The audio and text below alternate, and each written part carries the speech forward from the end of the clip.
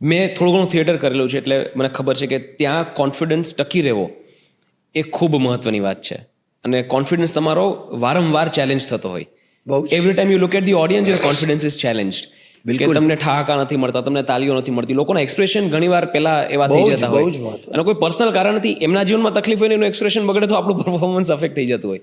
How do deal with it sir? Real time feedback.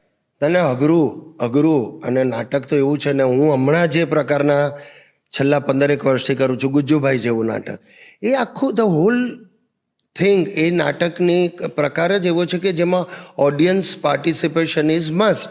When you want people two ચૂપચાપ બેઠેલું audience ચૂપચાપ રહીને રડી શકે, એ કરુણ કૃતિ ભજવતો હતો. એનો પ્રતિસાદ મને એટલા મોટા ડુસકા નહીં ભરે લોકો કે સ્ટેજ પર આવે અને મને એમ થાય કે જો હા હું બરાબર છે, એક પિન ડ્રોપ સાયલન્સ હોય, એ મારું જજમેન્ટ હોય કે હા લોકો બરાબર પકડમાં છે. આ વશીકરણની એક